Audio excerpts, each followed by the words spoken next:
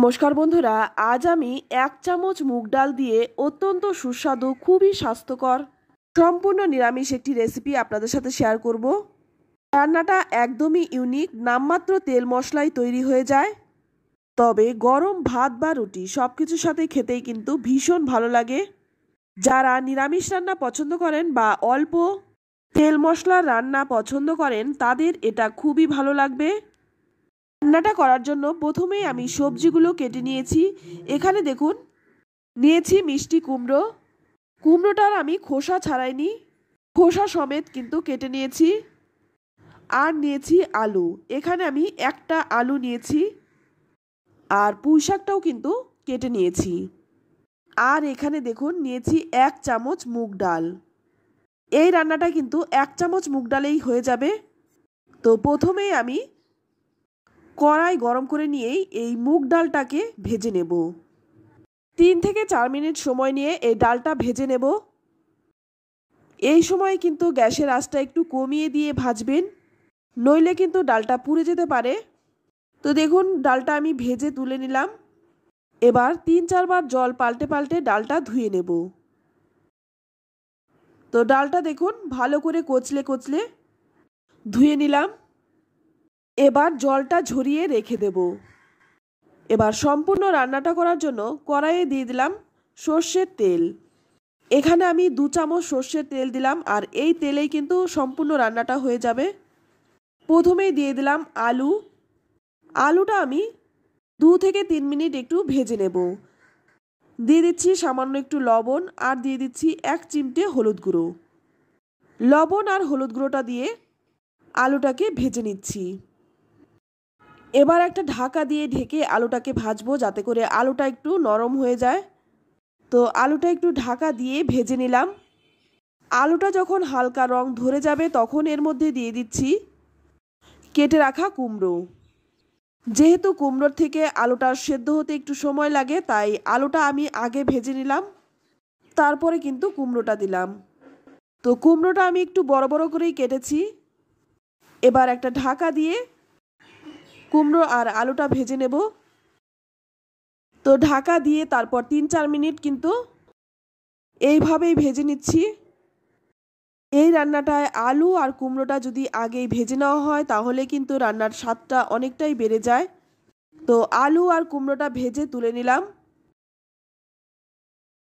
এবার ওই তেলের মধ্যেই ফোড়নে দিয়ে দিচ্ছি 1/2 চামচ 5 ফোড়ন, আর দিয়ে দিচ্ছি 3-4টে শুকনো লঙ্কা আর 2টো তেজপাতা। একটু ভেজে নিয়েই এর মধ্যে দিয়ে দিচ্ছি 2টো এলাচ আর 2 টুকরো দারচিনি। এবার এই ফোড়নটাকে একটু ভেজে নিয়েই এর মধ্যে দিয়ে দেব আদা। এই রান্নায় আদাটা একটু বেশি লাগবে, তাই আমি অর্ধেকটা ফোড়নে দিলাম, আর বাদবাকিটুকু আমি পরে দেব। এবার আদাটা একটু ভেজে নিয়েই এর মধ্যে দিয়ে দেব ভেজে রাখা আলু আর কুমড়ো। সঙ্গে সঙ্গে এর মধ্যে দিয়ে দিচ্ছি কেটে রাখা পুঁই শাকটা। আলু, কুমড়ো, পুঁই শাকটা দিয়ে ভালো করে একটু নেড়েচেড়ে মিশিয়ে নেব। একটু ভালো করে নেড়েচেড়ে মিশিয়ে নেওয়ার পর এর মধ্যে দিয়ে দিচ্ছি ভেজে ধুয়ে রাখা মুগ ডালটা। এবার মুগ ডালটা দিয়ে ভালো করে নেড়েচেড়ে সমস্ত সবজির সাথে মিশিয়ে নেব। এই রান্নাটা খেতে কিন্তু ভীষণ ভালো হয়, খুব একটা তেল মশলার প্রয়োজন হয় না। এবার এর মধ্যে দিয়ে দেব 1/2 চামচ জিরে গুঁড়ো, 1/2 চামচ দিয়ে দিচ্ছি ধনে গুঁড়ো।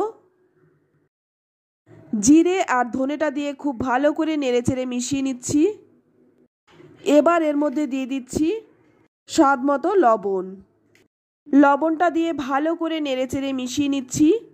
আর লবণটা দেওয়ার কারণে কিন্তু শাকটা থেকে জল ছেড়ে দেবে, সঙ্গে সঙ্গে শাকটাও কিন্তু নরম হয়ে যাবে। এবার এর মধ্যে দিয়ে দিচ্ছি 5-6টা কাঁচা লঙ্কা। ঝালটা নিজেদের স্বাদ অনুযায়ী দেবেন। কাঁচা লঙ্কাটা দিয়েও কিন্তু ভালো করে নেড়েচেড়ে মিশিয়ে নিলাম। আর কাঁচা লঙ্কার গন্ধটা কিন্তু এই রান্নাটায় খুব ভালো লাগে, তাই এই রান্নাটায় কিন্তু কাঁচা লঙ্কাটাই দেওয়া হয়। এবার এর মধ্যে দিয়ে দিলাম জল। এই রান্নাটা কিন্তু খুব একটা ঝোলঝোল হবে না, একটু মাখো মাখো হবে, তাই জলটা কিন্তু খুব বেশি দেওয়া যাবে না। এবার এর মধ্যে যে বাদবাকি আদাটুকু আমি রেখেছিলাম সেই আদাটা দিয়ে দিলাম। আদাটা দিয়েও ভালো করে নেড়েচেড়ে মিশিয়ে নিলাম। জলটা এমন পরিমাণে দিতে হবে যাতে ডালটা কিন্তু খুব ভালো করে সেদ্ধ হয়ে যায়, আর মুগ ডাল কিন্তু সেদ্ধ হতে খুব একটা সময় লাগে না। আমি আগে হলুদ গুঁড়ো দেইনি, তাই এখন একটু হলুদ গুঁড়ো দিয়ে দিচ্ছি। আপনারা কিন্তু আগে হলুদ গুঁড়োটা দিতে পারেন। এবার সমস্ত কিছু একসঙ্গে ভালো করে নেড়েচেড়ে মিশিয়ে নিচ্ছি। তারপর একটা ঢাকা দিয়ে 15 মিনিট রেখে দেব। এই সময় গ্যাসের আঁচটা কিন্তু কমানো থাকবে। এবার 15 মিনিট পর দেখুন ঢাকনাটা খুলে নিয়েছি, আর ডালটা কিন্তু সেদ্ধ হয়ে গেছে। এখন কিন্তু আর ঢাকা দেব না। এখন যেই জলটা রয়েছে সেটা কিন্তু আমি নাড়তে নাড়তেই শুকিয়ে নেব। এবার এর মধ্যে দিয়ে দিচ্ছি চিনি। যেহেতু নিরামিষ রান্না তাই সামান্য একটু চিনি দিলাম স্বাদটা ব্যালেন্সের জন্য, আর চিনিটা কিন্তু অবশ্যই দেবেন। তারপর ভালো করে নেড়েচেড়ে মিশিয়ে নিচ্ছি। এইভাবে কিন্তু নাড়তে হবে, নইলে কিন্তু ডাল আর সবজিটা একসঙ্গে মিশবে না, ছাড়া ছাড়া হয়ে থাকবে, সেক্ষেত্রে কিন্তু ভালো লাগবে না। তাই এইভাবে কিন্তু নাড়তে নাড়তে বাদবাকি জলটা শুকিয়ে নিচ্ছি। তো দেখুন হয়ে গেছে, এর থেকে বেশি শুকনো করব না। এবার নামানোর আগে দিয়ে দিচ্ছি হাফ চামচ ঘি।